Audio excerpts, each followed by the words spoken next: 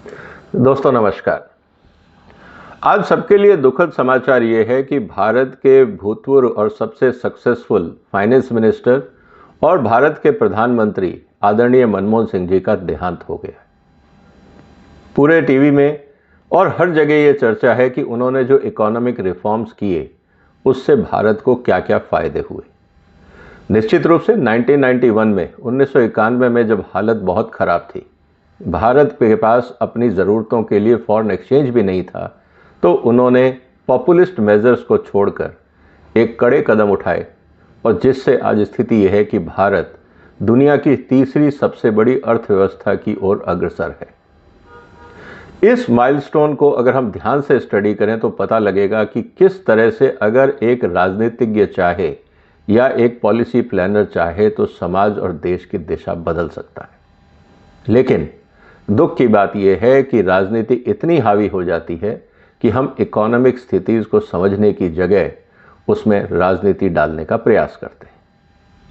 बहुत सारे मुद्दे हैं, लेकिन एक मुद्दा जिसकी चर्चा मैं आज आपसे करूंगा वो है किसानों का मुद्दा। आपको याद होगा मनमोहन सिंह जी के टाइम पे स्वामीनाथन आयोग की रिपोर्ट आई थी और जिस आयोग की रिपोर्ट को लेकर आज हिंदुस्तान में पूरी तरह से कृषि और किसान राजनीति हावी है, मनमोहन सिंह जी ने उस रिपोर्ट को मानने से मना कर दिया था। यही कारण था कि उन्होंने स्वामीनाथन का जो एमएसपी फॉर्मूला था उस पर ध्यान नहीं दिया और उसको साइड में रख दिया।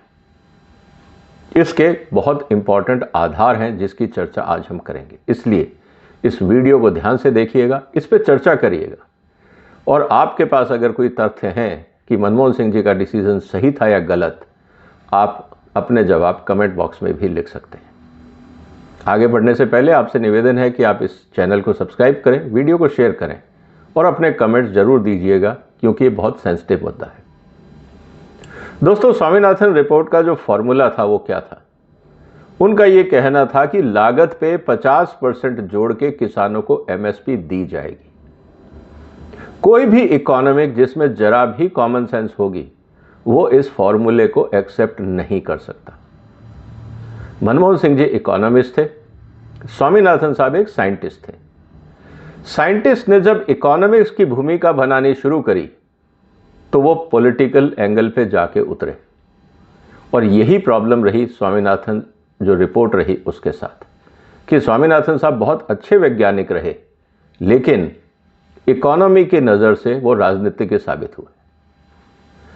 दिक्कत इस बात की थी स्वामीनाथन फॉर्मूला में कि जब आप कॉस्ट की बात करते हो, इसका मतलब मैं जितना इनएफिशिएंट होऊंगा उतनी ज़्यादा मेरी लागत जो होगी, कॉस्ट ऑफ प्रोडक्शन होगा, वो ज़्यादा होगा। इसका मतलब मैं जितना ज़्यादा इनएफिशिएंट होऊंगा उतना ज़्यादा एमएसपी मुझको मिलेगा। क्या ये कहीं से भी लॉजिकल लगता है आपको? अगर एक किसान मान लीजिए उदाहरण के लिए कि 1000 रुपए में गेहूं पैदा करता है तो उसको मिलेगा 1500 रुपए, लेकिन अगर गेहूं हिंदुस्तान में 2000 रुपए के इस हिसाब से पैदा होती है तो उसका एमएसपी हो जाएगा 3000 रुपए। कहीं से भी ये लॉजिकल है कि हम इनएफिशिएंसी को बढ़ावा दे रहे हैं या हम क्वालिटी को बढ़ावा दे रहे हैं? अगर ऐसा है तो स्वामीनाथन साहब जितनी भी हमारी रिसर्च हुई है एग्रीकल्चर में, उसमें कॉस्ट ऑफ प्रोडक्शन का पैरामीटर उन्होंने क्यों नहीं रखा? क्यों उन्होंने ये नहीं बताया कि जो नए बीज निकल के आ रहे हैं इसमें पर केजी या पर हेक्टेयर क्या कॉस्ट बैठेगी? इस पे चर्चा कभी क्यों नहीं हुई? हमने हमारे यहाँ पे कॉस्ट ऑफ प्रोडक्शन पे कभी भी ध्यान क्यों नहीं दिया? इस बात को हमें समझना होगा। दूसरा, स्वामीनाथन फॉर्मूले में क्वालिटी की कहीं पे भी चर्चा नहीं। एक किसान मेहनत करके अच्छी क्वालिटी का उत्पादन करता है, दूसरा किसान लापरवाही करता है, उसकी फसलें खराब हो जाती हैं और वो भी फसल मंडी में आती है या बाजार में जाती है। अब क्या दोनों को एक ही रेट मिलेगा? सवाल इस बात का कि आपने ना अपने फॉर्मूले में क्वालिटी का ध्यान दिया, ना प्रोडक्टिविटी का ध्यान दिया। मतलब जो जितना महंगा पैदा करेगा उसको उतना ज़्यादा एमएसपी मिलेगा, और अगर क्वालिटी अच्छी है या खराब हम इसमें भी भेदभाव नहीं करेंगे। तो मुझे ये बताइए दोस्तों कि ये जो पूरा फॉर्मूला था ये किसके हित में था? और अब उसी फॉर्मूले को लेकर जो किसान आंदोलन है वो ये है कि एमएसपी की, स्वामीनाथन फॉर्मूले के हिसाब से एमएसपी की गारंटी दी जाए। मनमोहन सिंह जी ने क्या किया था? मनमोहन सिंह जी ने भारत जो पहले क्लोज्ड इकोनॉमी था, हर जगह सरकारी नियंत्रण था, उन्होंने उसको समाप्त किया। जब तक सरकारी नियंत्रण था, हमारे यहाँ क्या था? हर चीज में राशनिंग, हर चीज के लिए लाइसेंस राज, हर जगह करप्शन। हम यहाँ ना इन्वेस्टमेंट ला पा रहे थे, ना हम इन्वेस्टमेंट कर पा रहे थे, ना हम रिसर्च कर पा रहे थे, ना हम आगे बढ़ पा रहे थे। और हम ये कहते थे कि साहब ये जो ग्रोथ रेट है ये अनसक्सेसफुल है। इनफैक्ट ये भी कहा जाता था हिंदू रेट ऑफ ग्रोथ, क्योंकि हिंदुओं की आबादी धीरे धीरे बढ़ती है, इसलिए भारत की जो अर्थव्यवस्था है वो भी धीरे धीरे बढ़ेगी। ये एक कटाक्ष था भारत की संस्कृति पे और भारत की आर्थिक स्थिति पे। मनमोहन सिंह जी ने इसको बदला। उन्होंने कहा नहीं, हिंदुस्तान को अगर आगे बढ़ना है तो हमें भारत को खुला बाजार देना होगा। भारत की जो क्षमता है, जिसको आज हम डेमोग्राफिक डिविडेंड बोलते हैं, या जो हमारी एजुकेटेड पॉपुलेशन है, उसको जब तक हम खुली छूट नहीं देंगे, उन पे जब तक हम पंख नहीं लगाएंगे, तब तक वो परवाज कैसे बढ़ेंगे, वो आगे कैसे बढ़ेंगे। इसीलिए उन्होंने क्लोज्ड इकोनॉमी से हटकर बाजार की अर्थव्यवस्था को अपनाया और यही सबसे बड़ा 1991 का रिफॉर्म था। बहुत क्रिटिसिज्म हुआ, क्योंकि जो लोग उस ढर्रे में ढल चुके थे, जो उस कंफर्ट जोन में आ चुके थे कि हमारा रिलेशन है सरकार से और हम सरकार के टैक्स पेयर के पैसे पे हमेशा जिंदा रहेंगे, उनको जब बाजार के सामने खड़ा होना पड़ा तो उनके हाथ पैर फूले। यही आज हालत पंजाब और उन किसानों की है जो एफसीआई के भरोसे जिंदा है। वो नहीं चाहते कि एफसीआई से हटकर हम बाजार में जाएं। पूरा झगड़ा इसी बात का लेकर है। आज जो किसान क्लोज्ड इकोनॉमी से जुड़े हुए हैं, मतलब किसान और एफसीआई, सबसे ज्यादा नाराजगी या रोष वहीं पे है। जो किसान बाजार से जुड़े हुए हैं, उनको पता है कि कभी रेट कम भी होगा तो कभी ज्यादा भी होगा, और वो बाजार के हिसाब से अपनी फसलों को ढालते हैं, व्यापार करते हैं और अपना जीवन यापन करते हैं। लेकिन एग्रीकल्चर में जब आप एमएसपी की गारंटी की बात करते हो तो आप वापस क्लोज्ड इकोनॉमी की तरफ जाते हो। आप चाहते हो कि एफसीआई की तरह सारे देश में फसलें सरकार खरीदे। इसका मतलब खेती का सरकारीकरण करने हम चाहते हैं। फिर सरकार डिसाइड करेगी कि कहां से खरीदा जाएगा, कितना खरीदा जाएगा, कहां रखा जाएगा, और इस स्थिति में जो बाजार है, जो एंटरप्रेन्योरशिप है, वो खत्म हो जाएगा, जो 1991 से पहले था। इसीलिए यह चर्चा महत्वपूर्ण है कि क्या स्वामीनाथन फॉर्मूले को मनमोहन सिंह जी ने इसलिए रिजेक्ट कर दिया, इसलिए उन्होंने स्वामीनाथन की रिकमेंडेशन एमएसपी पे नहीं मानी, क्योंकि उनको पता था कि इससे किसानों का हित नहीं है। जब उन्होंने सारे रिफॉर्म्स किए, उन्होंने इंडस्ट्रियल रिफॉर्म्स किया, उन्होंने टेक्नोलॉजिकल रिफॉर्म्स किया, उन्होंने लाइसेंस राज को काफ़ी हद तक ख़त्म किया, और आम आदमी के लिए उन्होंने वेलफेयर के कानून बनाए, चाहे वो मनरेगा हो, चाहे राइट टू एजुकेशन हो, चाहे राइट टू इन्फॉर्मेशन हो, या फूड सिक्योरिटी एक्ट हो। ये सब मनमोहन सिंह जी के टाइम के थे। ये सब वेलफेयर एक्ट थे कि जो लोग नीडी हैं उनको सरकार सहायता देगी। लेकिन मनमोहन सिंह जी के बाद वो वेलफेयर स्कीम फ्रीबीज में बदल गई। अब ये कहा जाता है कि आप कितने भी अमीर हो, कुछ भी हो, सारा सरकारी सिस्टम आपका खर्चा उठाएगा। आपको बस यात्रा हम फ्री देंगे, आपको हम हॉस्पिटल फ्री देंगे, आपको एजुकेशन फ्री देंगे, आप जितना मर्जी कमाएं, हमें उससे कोई मतलब नहीं है, सरकार आपको सब कुछ फ्री देगी। आपका सरकार में कंट्रीब्यूशन कैसे बढ़ेगा, हम आपके टैक्स को कैसे और देश की प्रगति में इस्तेमाल कर सकते हैं, इस पर कोई राजनीतिक पार्टी चर्चा नहीं करती है। और यही कारण है कि मनमोहन सिंह जी की आज जो श्रद्धांजलि दिन है, आज जब उनका देहावसान हुआ है, मुझे लगता है कि सारे पॉलिटिकल सिस्टम को एक बार सोचना होगा कि मनमोहन सिंह जी ने जो बदलाव किए, क्या उससे देश को फायदा हुआ या नहीं हुआ। पहली बात, मनमोहन सिंह जी माइनॉरिटी गवर्नमेंट चलाते रहे, वो कभी फुल मेजॉरिटी में नहीं थे। उसके बाद भी लोगों को इतना भरोसा था कि शायद वो जो डिसीजन लेंगे वो सही होगा। आज मेजॉरिटी गवर्नमेंट होने के बाद भी उनमें इतनी हिम्मत नहीं है कि वो कड़े फैसले ले सकें, देश हित में, जनता के हित में फैसले ले सकें। इससे आपको क्या पता लगता है इससे आपको ये पता लगता है कि अगर आप एक पॉलिटिशियन हैं, ईमानदार हैं, अगर आपकी क्रेडिबिलिटी है जनता के बीच में, अगर आप कड़वे फैसले भी लेंगे तो जनता आपका साथ देगी।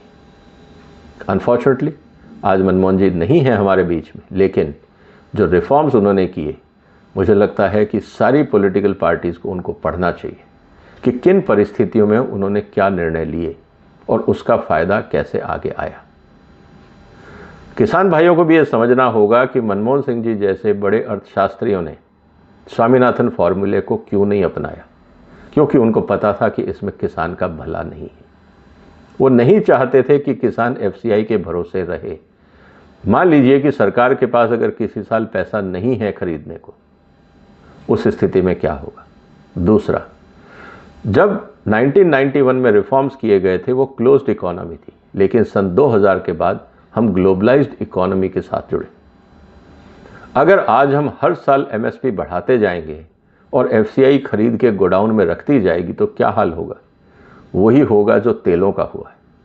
हिंदुस्तान में तिलहन को एमएसपी नहीं मिलता है, लेकिन आयात 70% हमारी ज़रूरतों का हो गया। इसका मतलब यह है कि कंज्यूमर सस्ता तेल चाहता है और सस्ता तेल मिलता है अंतर्राष्ट्रीय बाजार में। किसान की फसल खरीद के अगर हम तेल निकाल के कंज्यूमर्स को देंगे तो वही किसान अपना तेल नहीं लेगा ये कह के कि ये तो बहुत महंगा है, तब ये बात नहीं समझेगा कि एमएसपी उसी की बढ़ी है। तब हम महंगाई की बात करते हैं। और फिर तीसरा मुद्दा आता है कि साहब आप सब्सिडी बढ़ा दीजिए। जिस देश को हर साल अपनी बजट की ज़रूरतों को बैंकों से कर्जा लेना पड़ता हो, वो सब्सिडी कहाँ से देंगे, इस बात को भी हमें समझना होगा। जिस देश में आबादी 140-45 करोड़ हो और टैक्स पेयर मात्र 3-4-5 करोड़ हो, क्या वो बाकी लोगों का बोझा उठा सकते हैं? सवाल ये भी है। फिर सवाल ये आता है कि साहब आपने कॉर्पोरेट टैक्स घटा दिए, आप उनको बढ़ा देते। दोस्तों, जब आप इन्वेस्टमेंट्स और एम्प्लॉयमेंट की बात करते हो तो व्यापारियों के पास और कॉर्पोरेट वर्ल्ड के पास पूरी दुनिया में 160 देश हैं। वो भारत क्यों आएंगे? क्या है ऐसा भारत में? वो विदेश में बनाएंगे और वहाँ से भारत में व्यापार करेंगे। आप व्यापार रोक नहीं सकते क्योंकि आपके यहाँ उत्पादन नहीं है। इस बात को हमें समझना होगा। तो सवाल अब इस बात का है कि कॉर्पोरेट टैक्स हमने घटा दिया और हम किसानों को नहीं दे पा रहे। मुझे लगता है कि हमें ये समझना होगा कि जब आप हिंदुस्तान में रोज़गार चाहते हैं, इन्वेस्टमेंट चाहते हैं, तो हाई टैक्स एरिया में कौन व्यापारी इन्वेस्ट करेगा? मेरे पास दुनिया में 160 देश और हैं। मैं श्रीलंका में बनाऊंगा, भारत में बेचूंगा। बांग्लादेश में बनाऊंगा, भारत में बेचूंगा। मैं दुबई में बनाऊंगा, भारत में बेचूंगा। मैं अफ्रीका में बनाऊंगा, भारत में बेचूंगा। मैं भारत में इन्वेस्टमेंट क्यों करूं? अगर आप मुझे यहाँ पे दुनिया के हिसाब से सुविधाएं नहीं दे सकते, मेरे को आप सहूलियत नहीं दे सकते, तो मैं क्यों इन्वेस्ट करूँगा? अगर मैं इन्वेस्टमेंट नहीं करूँगा तो आपको रोज़गार नहीं मिलेगा। आपके यहाँ जब मैन्युफैक्चरिंग नहीं होगी, कंपनियां मुनाफा नहीं कमाएंगी, तो आपको कॉर्पोरेट टैक्स भी नहीं मिलेगा। तो पहला तो इन्वेस्टमेंट नहीं आएगा, और इन्वेस्टमेंट आने के बाद अगर फैक्ट्रियां नहीं चली और उनका मुनाफा नहीं हुआ तो आपको टैक्स भी नहीं मिलेगा, आपको रोज़गार भी नहीं मिलेगा। मुझे लगता है कि जो लोग नैरो थिंकिंग लेके चलते हैं कि सिर्फ हमारी बात सुनी जाए और एक व्यापक रूप में भारत की अर्थव्यवस्था को ना समझा जाए, वो इस देश में राजनीतिज्ञों को गलत दिशा में धकेल रहे हैं। और मेरा निवेदन ये रहेगा सभी किसान नेताओं से, सभी विपक्षी नेताओं से, कि आप इस बात पे जरा चिंतन तो करिए कि एमएसपी की गारंटी का कानून मनमोहन सिंह जी भी ला सकते थे, वो क्यों नहीं लाए? जब वो बाकी सब कानून ले आए, एजुकेशन की गारंटी ले आए, मनरेगा ले आए, फूड सिक्योरिटी की गारंटी ले आए, राइट टू एजुकेशन ले आए, बहुत बड़े बड़े काम उन्होंने किए। एमएसपी की गारंटी का कानून वो क्यों नहीं लाए? क्या आपको नहीं लगता कि इस पर विचार होना चाहिए? मुझे लगता है कि मनमोहन सिंह जी का डिसीजन सही था।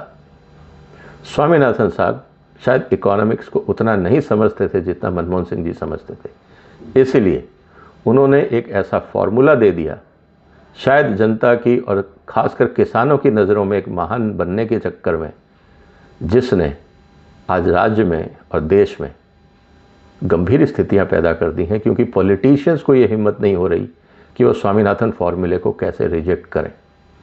इसीलिए उनको मनमोहन सिंह जी को पढ़ना चाहिए और रास्ता निकलेगा। उम्मीद है दोस्तों आपको लगता होगा कि मनमोहन सिंह जी ने एमएसपी का कानून ना बनाकर सही किया या गलत, जो भी आपके विचार हैं कमेंट बॉक्स में लिखिए। मुद्दा गंभीर है। इस वीडियो को शेयर करिए, चैनल को सब्सक्राइब करिए अगर अभी तक नहीं किया है तो। फिर मुलाकात होगी एक और महत्वपूर्ण मुद्दे के साथ। और जाते जाते मनमोहन सिंह जी को एक बार फिर मेरी श्रद्धांजलि।